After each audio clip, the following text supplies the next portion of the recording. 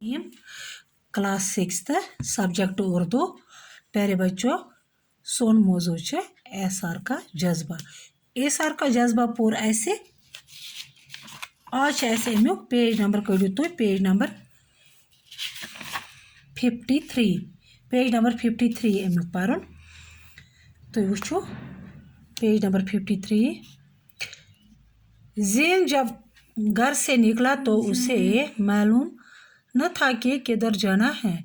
उसने कदम क्या बढ़ाया कि उसका रास्ता खुद ही उसे मंजिल की तरफ खींचता गया। वो अपने शहर से बहुत दूर जाकर एक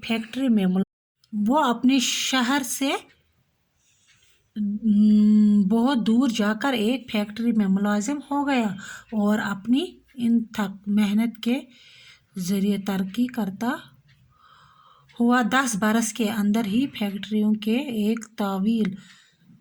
एक तवील सिलसिले का जनरल मैनेजर बन गया।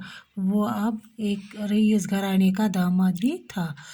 एक दिन वो अपनी कोठी के लॉन में बैठा अखबार पढ़ रहा था कि उसकी नज़र एक इश्तिहार पर पड़ी। उसमें अदनान की ज़िंदगी बचाने के लिए एक गुर्दा अते के तौर पर देने की दरख्वास्त की गई थी। उस ज़माने में जबकि हज़ारों रुपये खर्च करके भी ढंग कर गुर्दा हासिल करना आसान काम नहीं था, भला अते के तौर पर उसे गुर्दा कौन देता।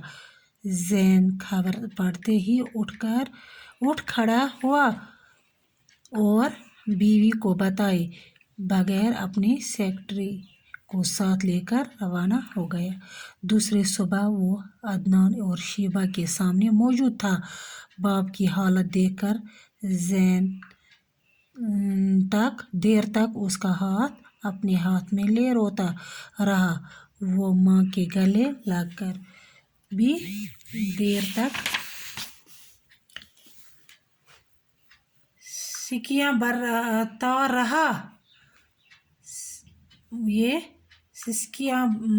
रहा।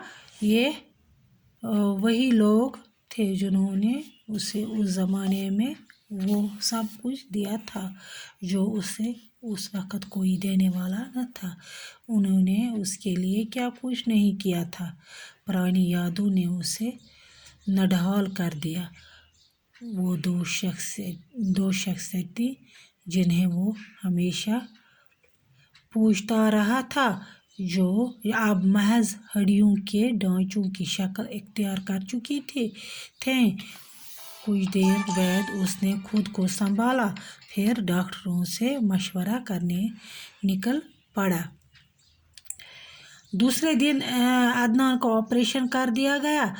ज़ैन ने अपना एक गुर्दा बाप